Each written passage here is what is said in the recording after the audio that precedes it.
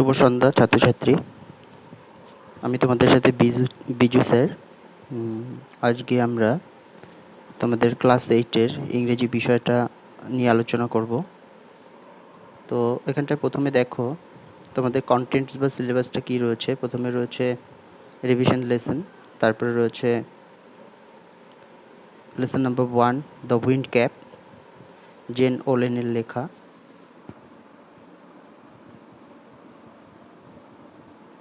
আচ্ছা, তারপরে দেখো কি রয়েছে, লেসন নাম্বার 2-তে ক্লাউডস রয়েছে, ইন্তেজার হোসেনের লেখা। লেসন 4-এ রয়েছে an April day, Henry Wordsworth লংফেলোর। লেসন 4-এ দেখো কি রয়েছে, দ্য গ্রেট এস্কেপ, সৌগত বোসের লেখা। লেসন 5-এ রয়েছে প্রিন্সেস সেপ্টেম্বর, এটা হচ্ছে উইলিয়াম সামারসেট মমের লেখা। লেসন 6-এ দেখতে পাবে, লেসন 6-এ তোমরা দেখতে পাবে দ্য সি, জেমস রিভসের লেখা। লেসন 7-এ রয়েছে আ কিংস টেল, এটা হচ্ছে a popular British legend a king's tale, এই গল্পটা।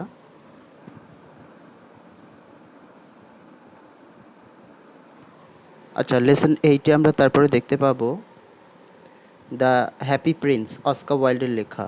লেসন 10-এ রয়েছে সামার ফ্রেন্ডস, ম্যারি ল্যাম্বের লেখা। লেসন 10 দেখো, লেসন 10-এ রয়েছে টেলস অফ চাইল্ডহুড, রোয়াল ডালের লেখা। লেসন 11 দেখো, মিডনাইট এক্সপ্রেস, আলফ্রেড নয়েজের লেখা। আর লেসন 12-এ রয়েছে সামওয়ান, ওয়াল্টার ডি ল মেয়ারের লেখা। এখানে ল মেয়ার, কিন্তু এখানে ল মার্ক রয়েছে। লেসন 13, এটা আমাদের শেষ লেসন। লেসন 13-এ রয়েছে the man who planted trees, এটা জিন গিয়ানোর লেখা। তাহলে এটা হচ্ছে আমাদের পুরো সিলেবাসটা ইংরেজির। তো এরপরে আমরা প্রথম যে চ্যাপ্টারটা রয়েছে,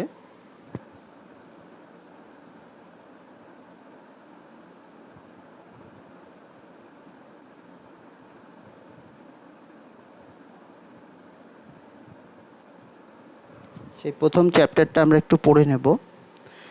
প্রথম চ্যাপ্টারটা রয়েছে the wind cap. The wind ক্যাপের লেখক হচ্ছেন জেন ওলেন। তাহলে উইন্ড ক্যাপ তার আগে আমরা একটুখানি এই রাইটার সম্বন্ধে জেনে নেব। কি বলছে দেখো, লেট আস স্টার্ট। জেন হায়াত ওলেন, 1939, তিনি জন্মগ্রহণ করেছিলেন 1939, অর্থাৎ 1939 সালে। তার মারা যাওয়ার সালটা এখানটায় দেওয়া নেই। তারপরে দেখো, is an American other and editor of folklore, fantasy, science fiction and children's books. তাহলে আমাদের এই কথাগুলোর মানে জানতে হবে। তিনি ছিলেন একজন আমেরিকান অথার, অর্থাৎ অথার মানে লেখক, আর আমেরিকান মানে হচ্ছে আমেরিকার থাকতেন তিনি। তাহলে তিনি ছিলেন একজন আমেরিকার লেখক। অ্যান্ড এডিটর মানে হচ্ছে সম্পাদক। অফ ফোকলোর মানে হচ্ছে তোমার ওই লোকের মুখে মুখে প্রচলিত যে নানা ধরনের গল্প পুরনো দিনের, হ্যাঁ, যেগুলো বিভিন্ন জেনারেশন বা বংশ পরম্পরা চলে আসছে, সেই ধরনের গল্প ফোকলোর। ফ্যান্টাসি, কাল্পনিক কোনো রচনা। Science fiction, কল্পবিজ্ঞান। ঠিক আছে, এই সমস্ত রচনাগুলোর তিনি ছিলেন সম্পাদক। অ্যান্ড চিলড্রেন্স বুকস, এবং বাচ্চাদের বইয়ের। She has written over 280 books, তিনি 280-টিরও বেশি বই, ওভার মানে বেশি, 280-টিরও বেশি বই তিনি লিখেছিলেন। The best known of which are, এবং তাদের মধ্যে থেকে সবথেকে ভালো বইটা হচ্ছে the Holocaust novella and the devil's arithmetic. এগুলো হচ্ছে তার প্রিয় বই বা তার বিখ্যাত বই। The present text is an edited version of her popular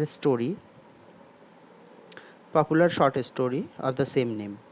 এবং তার এই যে বর্তমান যে রচনাটা, অর্থাৎ যেটা আমরা পড়ছি দ্য উইন্ড ক্যাপ, এটা তার যে মূল রচনা উইন্ড ক্যাপেরই একটা এডিটেড ভার্সন বা একটা সংকলিত অংশ।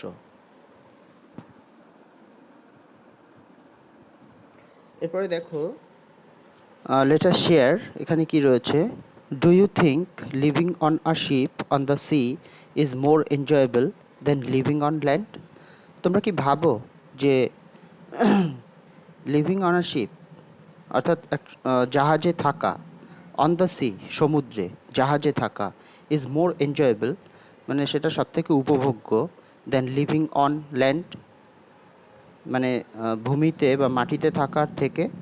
অর্থাৎ মাটিতে থাকাটা আর সমুদ্রে জাহাজে থাকা কোনটা বেশি আনন্দ সেটা বলতে চেয়েছে। এটা তোমাদের কাছে কোনটা মনে হয়? How do you think our lives would change, তুমি কিভাবে তুমি ভাবো যে আমাদের জীবন পরিবর্তিত হবে, if we have magic power to control the weather, যদি আমাদের হাতে কোনো ম্যাজিক পাওয়ার কথার মানে হচ্ছে কোনো জাদু ক্ষমতা যদি থাকে, তাহলে আমরা সেটা ওয়েদার মানে আমাদের চারপাশে যে আবহাওয়াটা রয়েছে সেটাকে আমরা পরিবর্তন করে দিতে পারি। তাহলে কি বলছে এখানটায়? হাউ ডু ইউ থিঙ্ক, তুমি কিভাবে ভাবো, আওয়ার লাইভস উড চেঞ্জ, আমাদের জীবনটা পরিবর্তিত হয়ে যাবে, if we have magic power to control the weather, যদি আমাদের কাছে কোনো জাদুর ক্ষমতা থাকে ওয়েদারটাকে বা আবহাওয়াটাকে পরিবর্তন করে দেওয়ার জন্য। এটা তোমরা ভাববে বসে বসে। তাহলে আমরা এই দুটো প্রশ্নের মধ্যে দিয়ে আমরা কি বুঝতে পারছি? না, এই দুটো প্রশ্নের মধ্যে দিয়ে আমরা বুঝতে পারছি যে সমুদ্রের কথা এই রচনাটার মধ্যে রয়েছে, আর একটা ম্যাজিক পাওয়ার অর্থাৎ কোনো জাদু ক্ষমতা, অলৌকিক ক্ষমতা, যেটার সাহায্যে আমরা কিছু অলৌকিক ঘটনা ঘটাতে পারি। তাহলে এই দুটো বিষয় সম্বন্ধে আমরা এখানটায় পড়ব। এবার লেটেস্ট রিড, এসো আমরা পড়ি।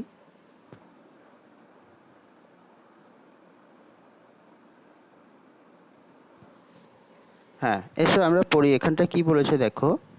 দেয়ার was once a lad who wanted to be a sailor. তাহলে there was once a lad, একদা একটা বালক ছিল, ল্যাড মানে বয় বা বালক, হু wanted to be a seller, seller মানে নাবিক, যে সমুদ্রে জাহাজ চালায়। ঠিক আছে? তাহলে যে একদা একজন নাবিক হতে চেয়েছিল। ব্যাট ইজ মাদার, কিন্তু তার মা, would not tell him go to the sea, কিন্তু তার মা তাকে কখনো, would not let him go to the sea, তার মা তাকে কিন্তু কখনো সমুদ্রে যেতে দিত না। তুমি যদি এখন সমুদ্রে যেতে চাও তাহলে তোমার মা বাবা কি তোমাকে অনুমতি দেবে যে না যা সমুদ্রে যা? দেবে না। তো তার মাও তাকে কিন্তু সমুদ্রে যাওয়ার জন্য অনুমতি দেয়নি। Child, what do you know of sailing, অর্থাৎ এখানে মা তার ছেলেকে জিজ্ঞাসা করছে, এই তুই সমুদ্রে সেলিং সম্বন্ধে কি জানিস রে? তুই জাহাজ চালানো সম্বন্ধে কি জানিস রে? শি উড সে, তার মা তাকে বলতো, ইউ আর আ ফার্মার সান, তুমি হচ্ছ একজন কৃষকের বা চাষির ছেলে। You know the turn of the seasons, তুমি ঋতুর পরিবর্তন জানো, and the smell of the soil, এবং মাটির গন্ধ জানো, but you do not know the sea, কিন্তু তুমি সমুদ্রের যে নেচার বা প্রকৃতি সেটা সম্বন্ধে তুমি জানো না। তাহলে চাষি যারা হয় তারা কিন্তু কখন ঋতু পরিবর্তন হয়, কোন ঋতুতে কোন ফসল বুনতে হয়, হ্যাঁ, এটা তারা ভালো জানে, তারা মাটির গন্ধ ভালো জানে, কিন্তু তারা কি সমুদ্রের ব্যাপার স্যাপারগুলো ভালো জানবে? জানবে না। সেটাই তার মা তাকে বোঝাচ্ছে। নাও, এখন the boy whose name was John, এখন সেই জন নামে ছেলেটি, had always obeyed his mother, সে কিন্তু তার মায়ের কথা সবসময় মানত। অবেড মানে কারোর কথা মেনে চলা। So he went about his with farm work with a heavy heart, but did not again mention the sea, তাই সে কী করলো? হেভি হার্ট মানে খুব দুঃখে, অর্থাৎ হৃদয়টাকে দুঃখে ভারী করে সে তার খামার বাড়িতে কাজের জন্য চলে গেল, আর কখনো সমুদ্রের কথা মেনশন মানে উল্লেখ করলো না। ওয়ান ডে, একদিন, he had been walking behind the plough, behind the plough, plough কথার মানে হচ্ছে নাঙল, জমিতে যে নাঙল দিয়ে চষা হয় জমিটাকে, সেটাকে নাঙল, অর্থাৎ একদিন সে মাঠে নাঙল দিচ্ছিল। He all but ran over a tiny green turtle, সে কিন্তু প্রায় একটা সবুজ রঙের কচ্ছপ টার্টেল তার উপরে পাড়া দিয়ে ফেলেছিল, অর্থাৎ মারিয়ে গিয়েছিল। On a clod of dirt, on a clod of dirt কথার মানে হচ্ছে ওই যে নাঙ্গল চষার ফলে যে মাটির যে বোল্ডারগুলো তৈরি হয়, অর্থাৎ যে চাইগুলো উঠে আসে মাটির, সে তার উপরে, ঠিক আছে, তার উপরে সেই সবুজ রঙের কচ্ছপটা ছিল এবং সেই কচ্ছপটা সে পাড়িয়ে চলে গেছিল। He picked the turtle up, picked up মানে তুলে নেওয়া, সে কচ্ছপটাকে তুলে নিল and set it on his head, এবং সেটাকে মাথার উপরে রাখলো। হোয়ার হি নিউ, যেখানে সে জানতো ইট উড বি সেফ, যে তার মাথার উপরে সে মানে কচ্ছপটা নিরাপদে থাকবে, এটা জন জানতো। When he was done with ploughing, যখন তার নাঙল চাষা শেষ হয়ে গেল, জন প্লাগ দ্য টার্টেল,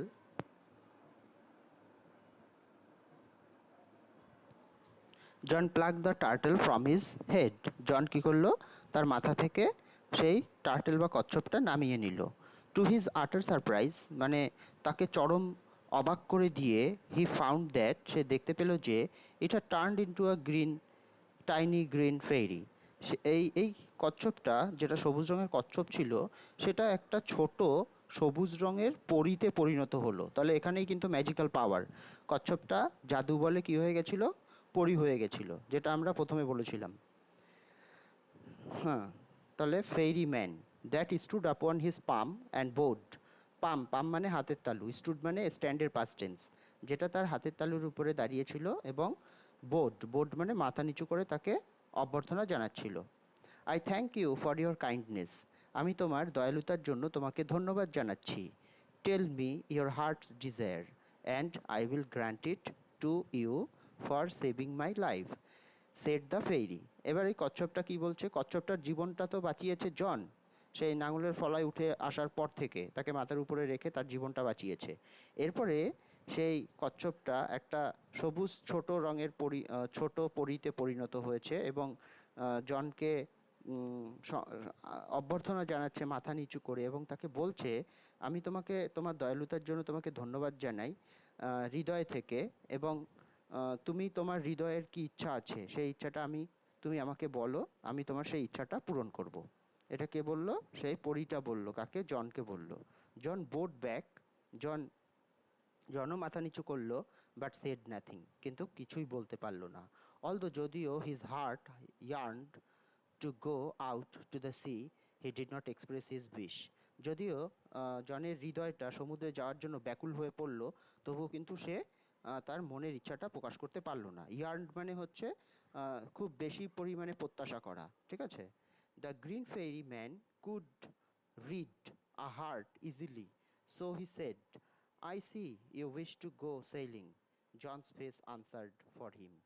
তাহলে এবার যেহেতু পড়ি, তার ভিতরে ম্যাজিক্যাল পাওয়ার রয়েছে বা জাদুর ক্ষমতা রয়েছে, তাই সে কি বলল, তাই সে জনের মনে কি চলছে, তার কি ইচ্ছা, সেটা সে বুঝতে পেরেছিল বা পড়ে ফেলতে পেরেছিল, এবং জনকে সে বলল, আমি জানি তুমি সমুদ্রে যেতে চাও, কিন্তু তারপরে সে জনের মুখ দেখে সেটা কনফার্ম হলো, ঠিক আছে।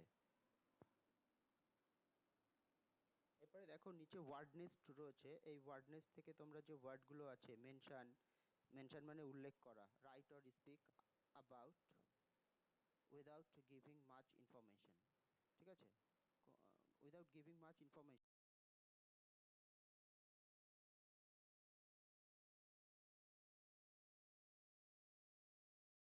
মানে দলা, হ্যাঁ, অর্থাৎ মাটির দলা, যেটা নাঙল চষার ফলে উঠে আসে নাঙলের ফলাতে, তাকে ক্লড বলা হয়। প্লাগড কথার মানে হচ্ছে কি, to remove from a place opposition, কোনো একটা জায়গা বা অবস্থান থেকে কোনো কিছু সরিয়ে ফেলা, তাকে প্লাগড বলা হয়। আর্নড কথার মানে হচ্ছে হ্যাড এ স্ট্রং ডিজায়ার, তীব্র ইচ্ছা, তাকে আর্নড বলা হয়। তাহলে এই পর্যন্ত তোমাদের থাকবে, তোমরা ভালো করে টেক্সটটা পড়বে, তারপরে আমরা অ্যাক্টিভিটিগুলো করব। তোমাদের যদি কোথাও টেক্সটটা বুঝতে সমস্যা হয়, তোমরা কমেন্ট করে জানাবে, এবং আমি তার আনসার দেবো যথাসময়, ঠিক আছে। খুবই ভালো থেকো তোমরা, আর পড়াশোনাটা চালিয়ে যাও এরকমভাবে। Thank you.